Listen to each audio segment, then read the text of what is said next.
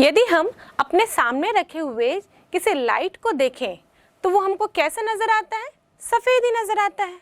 इसी प्रकार सूरज से आने वाले प्रकाश को हम देखें तो उसे भी हम श्वेत प्रकाश ही लेते हैं। पर जब इसी प्रकाश को हम किसी प्रिज्म से गुजारते हैं तो यही श्वेत प्रकाश 7 रंगों में बट जाता है और हम 7 रंगों को देख पाते हैं। इससे हमको पता चलता है कि श्वेत प्रकाश है वो 7 रंगों से मिलकर बना हुआ है। यदि इस प्रिज्म के सामने हम एक दूसरा प्रिज्म उल्टा रख दें विपरीत दिशा में तो यही 7 रंग वापस कंबाइन हो जाते हैं और हमको वापस श्वेत प्रकाश मिलता है। इसका मतलब हम ये कंक्लूजन निकाल लेते हैं कि श्वेत प्रकाश में 7 रंग विद्यमान होते हैं क्योंकि हमने उन 7 रंगों को देखा है। लेकिन कुछ ऐसे तरंगदैर्ध्य भी होते हैं जिनको हमारी आंखें नहीं देख पाती और हम उनका अंदाजा नहीं लगा पाते। लेकिन जब हम स्पेक्ट्रोमीटर में उनका स्टडी करते हैं तो ऐसे तरंगदैर्ध्य हम जानते हैं जिनको हम नहीं देख पाते हैं। और ये स्पेशल ब्रांच फिजिक्स का जिसमें हम लोग विभिन्न तरंगदैर्ध्यों का अध्ययन करते हैं स्पेक्ट्रोमीटर की सहायता से, उसको हम स्पेक्ट्रोग्राफी भी कहते हैं। तो ऐसी तरंगे जिनको हम नहीं देख पाते उनकी भी खोज हुई। अलग अलग साइंटिस्ट ने अलग अलग तरंगदैर्ध्यों को, आवृत्तियों को खोजा और उनके गुणों को भी जाना। और इसी कारण हम आज जो अपने घरों में बैठ के विभिन्न चीज़ों से सराउंडेड हैं, जैसे कि माइक्रोवेव हो गया, टीवी हो गया, टीवी का रिमोट हो गया, हमारा सेल फोन हो गया, इन सारी चीज़ों में हम देखें तो हमको इलेक्ट्रोमैग्नेटिक वेव्स यानी विद्युत चुंबकीय तरंगों के उपयोग नजर आएंगे। यदि हम अपने घर में बैठे हैं और हम एक टीवी देख रहे हैं तो हमें ऐसा लग रहा है कि हम केवल इस विद्युत चुंबकीय तरंगों में से दृश्य प्रकाश का ही उपयोग कर रहे हैं, क्योंकि हम टीवी देख रहे हैं, हम देख पा रहे हैं, इसलिए हम सोच रहे हैं कि हम दृश्य प्रकाश का उपयोग कर रहे हैं। लेकिन ऐसा नहीं है। उस कमरे में हम बहुत सारी विद्युत चुंबकीय तरंगों का अनुभव कर रहे हैं। जैसा कि हमारे घर में एक माइक्रोवेव ओवन है, तो माइक्रोवेव ओवन है तो उसमें से कौन सी तरंगे निकल रही होंगे? उसमें से माइक्रोवेव यानी कि सूक्ष्म तरंगे निकल रही होंगी। यदि हम टीवी के रिमोट के द्वारा टीवी का चैनल चेंज करते हैं तो उनमें से इंफ्रारेड तरंगे निकल रही हैं। यदि हम अपने घर में कोई अपने मेडिकल हिस्ट्री रखे हैं, जैसे कि हमारे साथ कोई घटना हुई होगी, हड्डियां टूट गई होंगी, हम अपना एक्सरे रखे हैं, इसका मतलब वो एक्सरे किन किरणों से उत्पन्न हुई है, किन किरणों के उपयोग से बनी है? वो एक्सरे किरणों से बनी हुई है। यदि हम देखें मोबाइल फ़ोन यूज़ कर रहे हैं, हम कोई टेक्स्ट मैसेज कर रहे हैं, किसी को कॉल कर रहे हैं, तो उसमें से भी हम देखेंगे कि हम विद्युत चुंबकीय तरंगों का ही इस्तेमाल कर रहे हैं। अगर आप कोई उपकरण इस्तेमाल नहीं कर रहे हैं तो भी आपके पड़ोसियों के घर वाईफाई चल रहा होगा, उस वाईफाई की विद्युत चुंबकीय तरंगें भी आपके पास आ रही होंगी। अगर वाईफाई नहीं है, अगर आपके बाजू में कोई सड़क है, घर के बाजू में, वहाँ कोई गाड़ी चल रही होगी तो गाड़ी में जीपीएस सिस्टम लगा होता है, तो जीपीएस सिस्टम भी किससे काम करते हैं? विद्युत चुंबकीय तरंगों से काम करते हैं। तो यदि हम देखें तो हम अपने चारों तरफ हमेशा विद्युत चुंबकीय तरंगों से घिरे रहते हैं। जो विजिबल है यानी दृश्य है वो हम देख पाते हैं और कुछ इनविजिबल है जिसको हम देख नहीं पाते। कुल मिलाकर हम कहें तो इन विद्युत चुंबकीय तरंगों का प्रभाव हमेशा हम पर बना ही रहता है। ये नहीं कि यदि हम घर से बाहर निकलें और सूरज के नीचे खड़े हैं तभी हम विद्युत चुंबकीय तरंगों से प्रभावित हैं। हम तो घर के अंदर बैठे हुए भी इन विद्युत चुंबकीय तरंगों से प्रभावित होते रहते हैं। जो विद्युत चुंबकीय तरंगे होती हैं वो कैसी तरंगे होती हैं? वो अनुप्रस्थ तरंगे होती हैं। तो एक बार इनके तरंगदैर्ध्य और आवृत्ति को जानने से पहले मैं अनुप्रस्थ तरंगों के ओर आपको वापस ले जाती हूँ। ये बच्चों आपको अनुप्रस्थ तरंग नजर आ रही है। ये अनुप्रस्थ तरंग किस प्रकार गमन करती है? ये ज्यावक्री कर्व होती है और इसमें हम देखेंगे कि एक माध्य स्थिति के दोनों ओर ये गति करती है, जिसमें कि माध्य स्थिति के ऊपर जो अधिकतम आयाम मिलता है उसको हम श्रिंग यानी कि क्रस्ट कहते हैं और नीचे की ओर जो अधिकतम आयाम मिलता है उसको ट्रफ यानी कि गर्त कहते हैं। अब ये जब तरंग गमन करता है तो माध्य स्थिति के ऊपर और नीचे दोनों साइड या माध्य स्थिति के दोनों साइड ये गमन करते हुए आगे बढ़ता है। तो जब हम इसका एक साइकिल लें माध्य स्थिति के ऊपर और नीचे, मतलब माध्य स्थिति के दोनों साइड का एक चक्र लें, तो वो कहलाता है एक तरंग। और एक तरंग की जितनी लंबाई होती है उसे ही हम कहते हैं तरंग दैर्ध्य। मतलब अगर हम यहाँ देखें तो यहाँ पर ये एक तरंग है और इसके स्टार्टिंग पॉइंट से इस तरंग के कंप्लीट होने का मतलब इसने एक श्रृंग कंप्लीट किया और एक गर्त कंप्लीट किया, एक क्रस्ट और ट्रफ मिलाकर एक तरंग बना और उस एक तरंग की लंबाई को हम कहते हैं तरंग दैर्ध्य। या फिर हम अपनी सुविधा के लिए या दूसरे शब्दों में दो क्रस्ट यानी कि दो श्रृंग, दो ट्रफ यानी कि दो गर्त, इनके बीच की दूरी को भी तरंग दैर्ध्य कहते हैं, जिसको हम दर्शाते हैं लैम्डा से। अब आवृत्ति क्या होती है? एक सेकंड में तरंगों की संख्या को आवृत्ति कहते हैं। यहाँ पर एक सेकंड में जब ये तरंग चलेगा तो एक सेकंड में जितने भी तरंग गति करेंगे या जितने भी पास होंगे वो कहलाते हैं उसकी आवृत्ति। या तो बढ़ते हुए तरंग दैर्ध्य या घटती हुई आवृत्ति, इसके आधार पर हमने विद्युत चुंबकीय तरंगों को व्यवस्थित किया और इस व्यवस्था का ही नाम दिया गया विद्युत चुंबकीय स्पेक्ट्रम।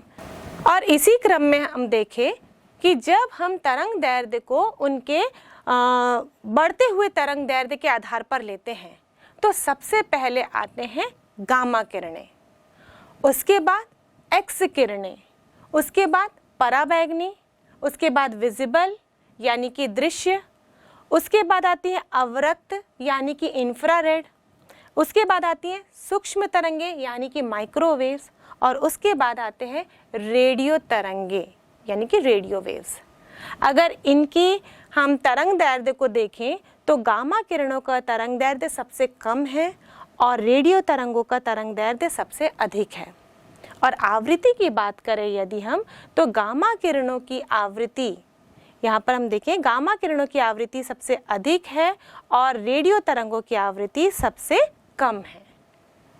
अब बात करते हैं बच्चों आवृत्ति और ऊर्जा की, क्योंकि इनके तरंग दैर्ध्य अलग अलग हैं, इनकी आवृत्ति अलग अलग है तो इनकी ऊर्जाएं भी अलग अलग होंगी। अब आवृत्ति से ऊर्जा किस प्रकार जुड़ी है इसको हम एक उदाहरण से समझने की कोशिश करते हैं। मान लीजिए आपके पास यहाँ पर एक समुंदर में एक बोट है। इस समंदर में यदि लहरें बड़ी होंगी, मतलब शांत लहरें होंगी जिनके तरंग दैर्ध्य अधिक होंगे, जैसे कि हम यहाँ देख रहे हैं कि यहाँ पर लहरें हैं वो बड़ी लहरें हैं। बड़ी लहरें मतलब ऊंची ऊंची लहरों की बात नहीं करनी हो, बड़ी लहरें मतलब इनका तरंग दैर्ध्य अधिक है, देख सकते हैं हम। तो यहाँ पर यदि कोई बोट होगी वो आसानी से इस पे चल सकेगी, मतलब उसमें ऊर्जा कम है, इन लहरों की ऊर्जा कम है। यदि हम इन तरंगों की आवृत्ति को बढ़ा दें, मतलब अब यहाँ पर प्रति सेकंड जो तरंगों की संख्या वो बढ़ जाए, उस कंडीशन में क्या बोट स्टेबल रह पाएगी? ये बोट इस पानी में नाचने लगेगी। और अगर इसके अंदर कोई व्यक्ति है और मान लीजिए बोट पूरा सामान से लदा हुआ है तो पूरा सामान उस व्यक्ति के ऊपर फटाफट गिरने लगेगा, क्योंकि उस बोट में उस तरंग की वजह से ऊर्जा आ जाएगी। ऐसा महसूस होगा। जब शांत रहेगी, तरंग दैर्ध्य अधिक होगी, आवृत्ति कम होगी तो ऊर्जा भी बोट पे रहने वाले व्यक्ति पर कम लगेगी। और जब उसका तरंग दैर्ध्य कम हो जाएगा, आवृत्ति बढ़ जाएगी तो उस व्यक्ति जो बोट के अंदर है उस पर लगने वाली ऊर्जा भी बढ़ जाएगी और बोट अनस्टेबल हो जाएगी। तो इस प्रकार हम बोल सकते हैं कि जब तरंग दैर्ध्य अधिक है तो आवृत्ति कम है और ऊर्जा भी कम है। तरंग दैर्ध्य कम है, आवृत्ति अधिक है और ऊर्जा भी अधिक है। और ऐसे ही अलग अलग तरंग दैर्ध्य के आधार पर जो तरंगे हैं उनके गुण भी अलग अलग हैं। अब हम एक एक करके इन सारे तरंगों के गुणों का अध्ययन करते हैं और देखते हैं इनको किन साइंटिस्ट ने सबसे पहले खोजा और उन गुणों के आधार पर इनके क्या क्या उपयोग हैं। यदि हम विद्युत चुंबकीय स्पेक्ट्रम देखें तो वो इस प्रकार का हमको नजर आता है, जहां पर हमको एक परमाणु के नाभिक के कोटि के बराबर का तरंग दैर्ध्य से शुरू होते हुए नजर आता है और ये बड़े बड़े चट्टानों, बड़े बड़े बिल्डिंग से भी अधिक कोटि के तरंग दैर्ध्य पर खत्म होता है। या फिर यूँ कहें कि ये अगर सबसे बड़ा रेडियो वेव लें तो ये पृथ्वी के डायामीटर की कोटि का भी हो सकता है। तो इस प्रकार जो विद्युत चुंबकीय तरंग है वो सूक्ष्म से मतलब स्मॉल रेंज से बड़े रेंज तक होता है। वैसे तो जब हमने विद्युत चुंबकीय तरंगों के गुणों के बारे में पढ़ा तो हमने एक जनरल गुण को लेकर उसका अध्ययन किया, जैसे कि उनका वेग क्या है, प्रकृति क्या है। लेकिन जब इलेक्ट्रोमैग्नेटिक स्पेक्ट्रम को हम देखें तो तरंग दैर्ध्य के आधार पर इनका विभाजन हो गया है, इनकी आवृत्ति के आधार पर इनका विभाजन हो गया है, इनके गुण भी अलग हो गए हैं, जिसके कारण इसके अलग अलग उपयोग भी हैं। जब हम विद्युत चुंबकीय तरंगों के जनरल प्रॉपर्टीज़ की बात करें, यानी कि उसके सामान्य गुणों की बात करें, तो वो डिफरेंट होते हैं।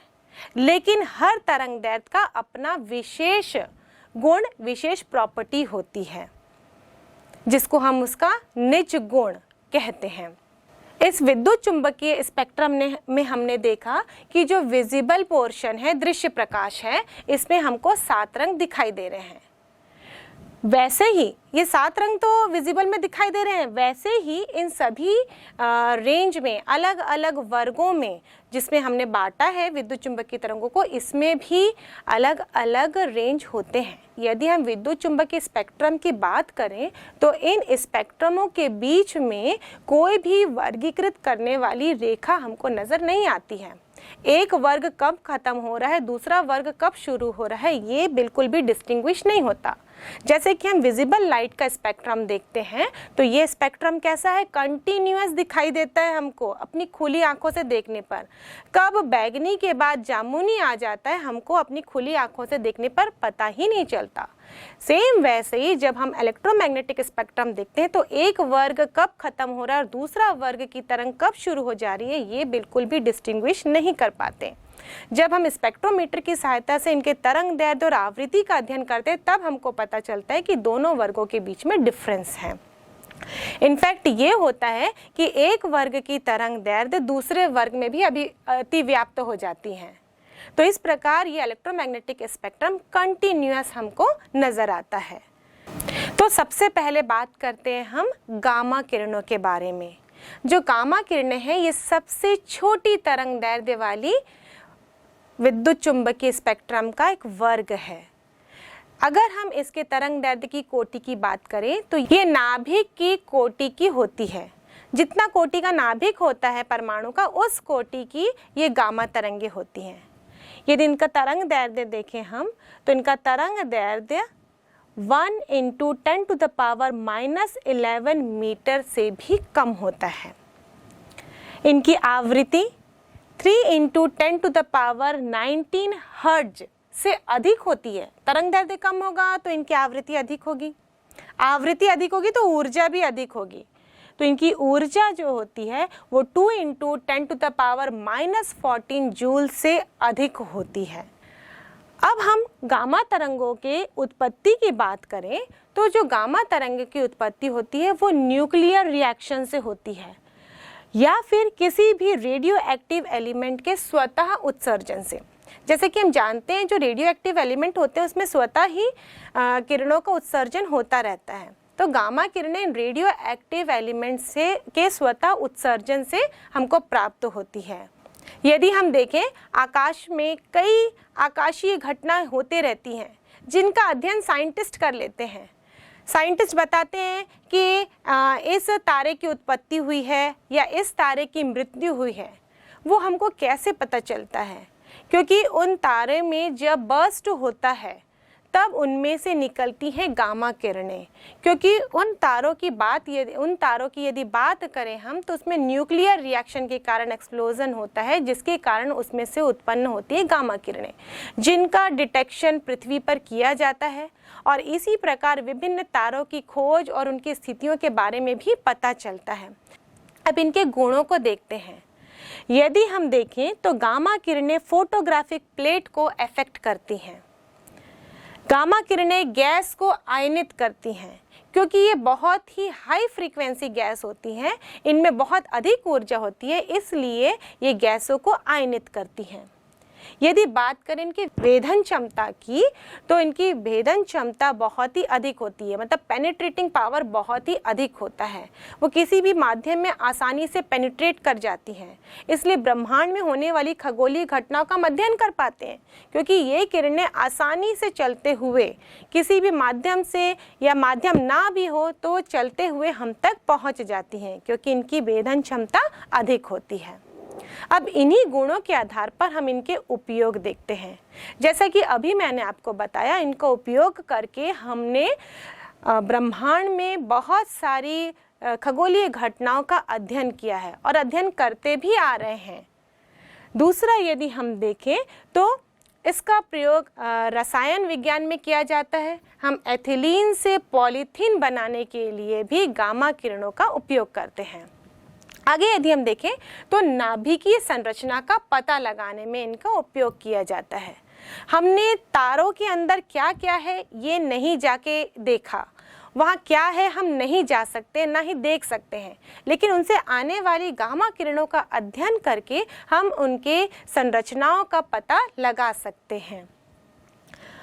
आगे देखते हैं बच्चों, अवांछित कोशिकाओं को नष्ट करने के लिए जब कोई कोशिका अवांछित रूप से हमारे शरीर में उत्पन्न हो जाती है जो कि बीमारी का कारण बनती है, जैसे कि ट्यूमर या कैंसर कहते हैं हम, तो इनका इलाज करने के लिए भी गामा किरणों का उपयोग किया जाता है, क्योंकि ये बहुत ही ऊर्जावान तरंगे होती हैं जिनकी सहायता से हम एक पर्टिकुलर पॉइंट पर गामा किरणों को डालकर उनको नष्ट कर सकते हैं। गामा किरणों के बाद अधिक तरंग दैर्ध्य वाला जो अगला वर्ग है वो एक्स किरणों का है। इनका तरंग दैर्ध्य गामा किरणों से थोड़ा अधिक होता है। इनका जो तरंग दैर्ध्य है वो एटम की कोटि का होता है। जैसे हमने पढ़ा कि जो गामा किरणें हैं वो एटम के न्यूक्लियस की कोटि की होती हैं, और जो एक्स किरणें हैं वो एटम यानी कि परमाणु की कोटि की होती हैं।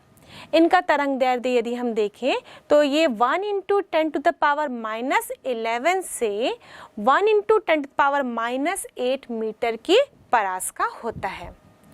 इनकी आवृत्ति यदि हम देखें तो इनकी आवृत्ति 3 × 10⁻16 से 3 × 10⁻19 हर्ट्ज तक की होती है। और ऊर्जा की बात करें तो इनकी ऊर्जा 2 × 10⁻17 से 2 × 10⁻14 जूल के रेंज की होती है। इन एक्स रेस की उत्पत्ति सबसे पहले, मतलब इनकी खोज सबसे पहले रॉन्टगन ने की थी, वो भी 1895 में। और इन तरंगों के संसूचक, मतलब इनको कैसे डिटेक्ट किया जा सकता है, तो इन तरंगों को डिटेक्ट करते हम गीगर ट्यूब से या फिर आयनीकरण प्रकोष्ठ के द्वारा। अब इनकी उत्पत्ति कैसे हुई? इनकी उत्पत्ति का कारण है हाई एनर्जी से त्वरित इलेक्ट्रॉनों को जब किसी भी धात्विक लक्ष्य पर यानी कि भारी तत्व पर डाला जाता है तो परिणाम स्वरूप उत्पन्न होते हैं एक्स किरणें।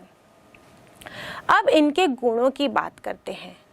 जब हम इनके गुणों को देखें तो ये तरंगे फोटोग्राफिक प्लेट को प्रभावित करती हैं। ये तरंगे उच्च ऊर्जा के कारण, इनकी आवृत्ति अधिक है तो ऊर्जा भी अधिक है, तो इनकी भेदन क्षमता भी अधिक होती है। हालांकि इनकी भेदन क्षमता जो है वो गामा किरणों की तुलना में कम होती है। इसीलिए जब एक्सरे किरणों को हमारे शरीर पर डाला जाता है तो वो हड्डियों तक जाकर रुक जाती हैं और हमको हमारी हड्डियों का एक्सरे प्राप्त होता है। शरीर की चमड़ियों को ये पार करने की क्षमता रखती हैं, लेकिन हड्डियों पर जाकर ये रुक जाती हैं। डॉक्टर दांतों का एक्सरे भी देते हैं तो ये दांतों को भी पार नहीं कर पाती है, दांतों तक जाकर भी ये रुक जाती हैं।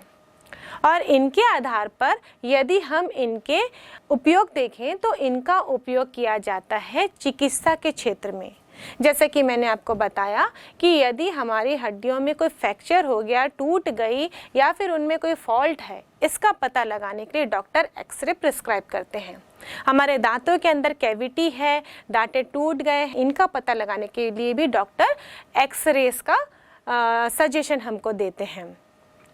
यदि हम इसकी बात करें तो एक्सरेज में ऊर्जा होती है, इसलिए इनका प्रयोग भी कैंसर तथा विशेष प्रकार के ट्यूमर में किया जाता है। यदि हम देखें तो इनका उपयोग क्रिस्टल संरचना के लिए भी किया जाता है। जब हम एक्सरेज को किसी क्रिस्टल पर आपतित करते हैं, उस पर डालते हैं, तो उसकी संरचना किस प्रकार है ये एक्सरे की सहायता से निकाली जा सकती है। अगर हम बात करें, जासूसी में भी इसका प्रयोग किया जा सकता है। यदि कोई व्यक्ति अपने बैग के अंदर कुछ सामान ऐसा छुपाया है जो प्रतिबंधित है, या अपनी बॉडी के अंदर कुछ ऐसी चीज़ें उसने छुपा ली है जो प्रतिबंधित है, तो जब एक्सरे का स्कैन किया जाता है तो वो चीज़ें एक्सरे में नज़र आ जाती हैं। तो इनका प्रयोग जासूसी करने के लिए भी किया जाता है। अब हम देखें तो कोई धात्विक पदार्थ यदि हो और उसके अंदर कोई दोष हो, अंदर से क्रैक हो, यदि व्यवस्थित नहीं हो धात्विक पदार्थ, तो उसका पता लगाने के लिए भी हम प्रयोग करते हैं एक्सरे किरणों का, जिसकी सहायता से उसके अंदर में मौजूद दरारें तथा दोष पता चल जाते हैं। वैसे एक्सरे किरणें तो चिकित्सा के क्षेत्र में हमारे लिए उपयोगी हैं, पर इनका अनावश्यक उपयोग हमको अवॉइड करना चाहिए, क्योंकि ये ऊतकों को, टिश्यूओं को डैमेज भी करते हैं और नुकसान भी पहुंचाते हैं। अब बात करते हैं बच्चों हम इनसे अधिक तरंगदैर्ध्य वाली किरणों की, जिनको हम जानते हैं पराबैंगनी किरणें, यानी कि अल्ट्रावायलेट वेव्स के नाम से। ये जो पराबैंगनी किरणें होती हैं, ये जनरली हम लोग इसके बारे में सुनते हैं तो इनके हार्म इफेक्ट के बारे में ही सुने हैं। आपने देखा होगा बच्चों, जब कोई वेल्डर वेल्डिंग करता रहता है तो वो अपने आंखों के सामने एक कांच का टुकड़ा रखता है। वैसे तो उसको एक स्पेशल टाइप के चश्मे पहनने चाहिए, लेकिन एक स्क्रीन टाइप का रहता है जो अपने चेहरे पे लगाता है अपनी आंखों को बचाने के लिए। हमको ऐसा लगता है, मैं भी ऐसे ही सोचती थी कि वो शायद उससे वेल्डिंग से उत्पन्न होने वाली तेज रोशनी से बचने के लिए, अपनी आंखों को बचाने के लिए वो चश्मा इस्तेमाल कर रहा है, लेकिन वास्तव में वो रोशनी से बचने के लिए, दृश्य प्रकाश से बचने के लिए उन प्रकार के चश्मों को या फिर शील्ड का इस्तेमाल नहीं करता, बल्कि वेल्डिंग करते समय जो अल्ट्रावायलेट या पराबैंगनी किरणें उसमें से उत्पन्न होती है, उसके दुष्प्रभाव से अपनी आंखों को बचाने के लिए उस चश्मे का प्रयोग करता है। और हम ये भी जानते हैं बच्चों कि यदि हम बहुत देर तक यदि धूप में रहते हैं या लगातार हमारा सूर्य के तरंगों के साथ डायरेक्ट कांटेक्ट रहता है, तो हमारी स्किन जल जाती है, जिसको हम लोग सनबर्न या सन टैनिंग के नाम से जानते हैं। और यदि ज़्यादा हम रेडिएशंस के संपर्क में रहते हैं, सूर्य की किरणों के संपर्क में, तो हम स्किन कैंसर जैसी बीमारियों का भी शिकार हो सकते हैं, यदि उस जगह पर अल्ट्रावायलेट किरणों की संख्या अधिक होगी। वैसे पृथ्वी पर पराबैंगनी किरणों की जो तीव्रता है वो अलग अलग क्षेत्र पे अलग अलग है, कभी कहीं किसी एरिया पे अधिक है और किसी एरिया पे कम है। ये डिपेंड करता है ओजोन की परत पर। जो ओजोन की परत होती है वो अल्ट्रावायलेट किरणों को आने से रोकती है। वैसे अल्ट्रावायलेट किरणें पूरी की पूरी नहीं रुकती। अगर हम अल्ट्रावायलेट किरणों की बात करें तो ये भी 3 रेंज में पाई जाती हैं, जिसमें से एक रेंज तो पृथ्वी तक पहुंच ही जाती है और बाकी जो 2 रेंज है वो ओजोन की परत के द्वारा रोक दी जाती है। और जो एक रेंज पृथ्वी में पहुंचती है उसी का ही हम दुष्प्रभाव अपने शरीर के ऊपर देख सकते हैं, शरीर या फिर आंखों के ऊपर हम देखते हैं। पराबैंगनी किरणों का तरंगदैर्ध्य एक अणु की कोटि का होता है, यानी कि एक मॉलिक्यूल के रेंज का होता है। इन अल्ट्रावायलेट किरणों की जो तरंगदैर्ध्य होते हैं वो एक्सरे की तुलना में अधिक होते हैं। अब ये कितने होते हैं ये देखते हैं। इनका तरंगदैर्ध्य 1 × 10⁻⁻8 मीटर से 4 × 10⁻⁻7 मीटर की रेंज का होता है। इनकी आवृत्ति 7.5 × 10⁻14 से लेकर 3 × 10⁻16 हर्ट्ज के रेंज की होती है। इनकी ऊर्जा 5 × 10⁻19 से 2 × 10⁻⁷ जूल के रेंज की होती है। इन पराबैंगनी किरणों की खोज सबसे पहले रीटर ने की थी 1801 में, और इनका जो डिटेक्टर है वो प्रकाश विद्युत सेल है, मतलब फोटो इलेक्ट्रिक सेल के द्वारा इन पराबैंगनी किरणों को डिटेक्ट किया जा सकता है। इनकी उत्पत्ति कैसे होती है? सबसे पहले हम जाने तो सूर्य इसका प्रमुख स्रोत है। सूर्य से आने वाली विद्युत चुंबकीय तरंगों का जो अल्ट्रावायलेट पोर्शन है वो पृथ्वी तक पहुंच जाता है। अब कोई गर्म पिंड हो या विशिष्ट प्रकार का लैंप हो, वो भी पराबैंगनी किरणों को उत्सर्जित करते हैं। और हम जानते हैं कि जब परमाणु उच्च ऊर्जा स्तर से निम्न ऊर्जा स्तर में आता है तो वो भी तरंगों का उत्सर्जन करता है, और ये तरंगे पराबैंगनी श्रेणी में भी हो सकती हैं। तो जब परमाणु उच्च ऊर्जा स्तर से निम्न ऊर्जा स्तर में संक्रमण करेंगे तब भी पराबैंगनी किरणों की उत्पत्ति होती है। अब बात करते हैं बच्चों इनके गुणों की। तो इनका पहला गुण ये है कि ये फोटोग्राफिक प्लेट को अफेक्ट करते हैं। ये केमिकल रिएक्शन में दृश्य प्रकाश की तुलना में अधिक सक्रिय होते हैं। पराबैंगनी किरणें प्रकाश विद्युत प्रभाव को प्रदर्शित करती हैं। नेक्स्ट है, पराबैंगनी किरणें गैसों को आयनित भी करती हैं, क्योंकि उनकी ऊर्जा अधिक होती है तो ये गैसों को भी आयनित करती हैं। अब इनके गुणों के कारण इनको हम विभिन्न तरीके से उपयोग में भी लाते हैं। ऐसा नहीं कि पराबैंगनी किरणों का केवल हार्मफुल या दुष्प्रभाव ही होता है, इनके गुणों के आधार पर इनको उपयोग में लाया जाता है। जैसे कि हम इनका उपयोग कर सकते हैं प्रकाश विद्युत प्रभाव को उत्पन्न करने में, क्योंकि ये प्रकाश विद्युत प्रभाव को प्रदर्शित करती हैं तो हम इसकी सहायता से प्रकाश विद्युत प्रभाव को उत्पन्न कर सकते हैं। हीरे, जवाहरात जैसे आभूषणों का जो शुद्धता हम परखते हैं, उस शुद्धता को परखने के लिए भी हम पराबैंगनी किरणों का इस्तेमाल करते हैं। यही नहीं, जो अंडों की शुद्धता होती है कि अंडे कितने दिनों के हैं, ताज़ा है या बासी है, इसकी शुद्धता को परखने के लिए भी पराबैंगनी किरणों का इस्तेमाल किया जाता है। हम घी जो बनाते हैं, ये घी कितना पुराना है या ताज़ा है या मिलावटी है, इसकी शुद्धता को परखने के लिए भी पराबैंगनी किरणों का इस्तेमाल किया जाता है। नेक्स्ट है कि फिंगर प्रिंटिंग जो प्रोसेस है उसमें भी पराबैंगनी किरणों का इस्तेमाल करते हैं।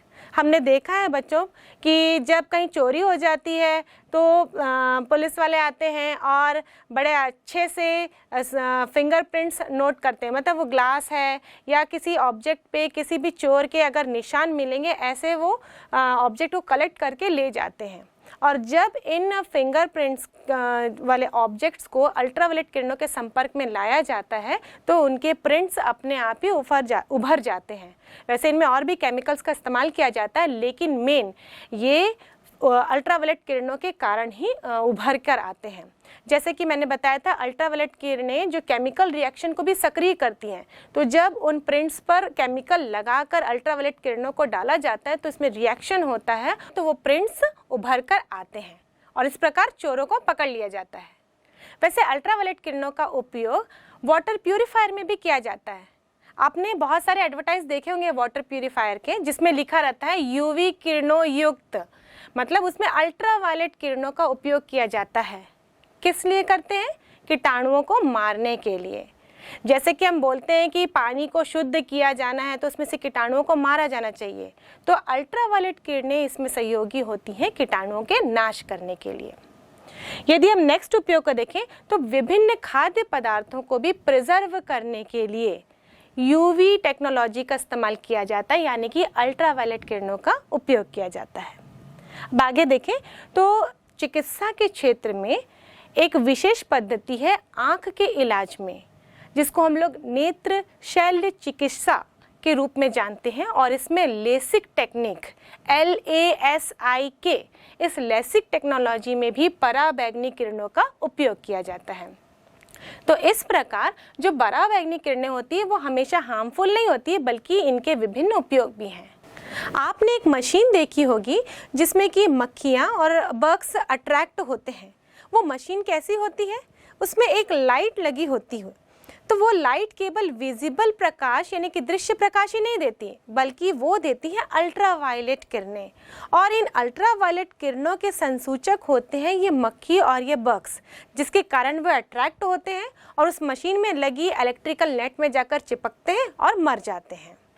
और यदि हम बात करें अल्ट्रावायलेट किरणें की या एक्स किरणों की या गामा किरणों की, ये तीनों ही इनविजिबल हैं, मतलब हमको दिखाई नहीं देते। और ये तीनों ही किरणें प्रतिदीप्ति उत्पन्न करते हैं। और इन तीनों किरणों का स्पेस साइंस में बहुत बड़ा योगदान है, क्योंकि जब कोई दूर खगोलीय पिंड के बारे में हम अध्ययन करना चाहते हैं तो वो पिंड हमको दिखाई तो देते नहीं हैं। मीलों दूर स्थित इन पिंडों का अध्ययन कैसे किया जाता है? इनसे आने वाली गामा किरणें, एक्स किरणें और अल्ट्रावायलेट किरणों की सहायता से। जब इन किरणों को डिटेक्ट किया जाता है और इनका अध्ययन किया जाता है, तब हमको पता चलता है कि विभिन्न स्टार्स में, विभिन्न खगोलीय पिंडों में कौन कौन से गैसेस हो सकते हैं और कौन कौन से रिएक्शंस वहाँ पर हो रहे हैं और किस प्रकार उनमें चेंजेस आ रहे हैं, परिवर्तन आ रहे हैं। इन सब का पता लगाया जा सकता है इन 3 प्रकार के स्पेक्ट्रम की सहायता से, जिसमें कि मुख्य हैं गामा किरणों का स्पेक्ट्रम, एक्सरे किरणों का स्पेक्ट्रम और अल्ट्रावायलेट किरणों का स्पेक्ट्रम। अब इसके बाद हम बात करेंगे ऐसे वर्ग की इलेक्ट्रोमैग्नेटिक स्पेक्ट्रम में जिसको हम देखते आ रहे हैं, यानी कि जो दृश्य प्रकाश है।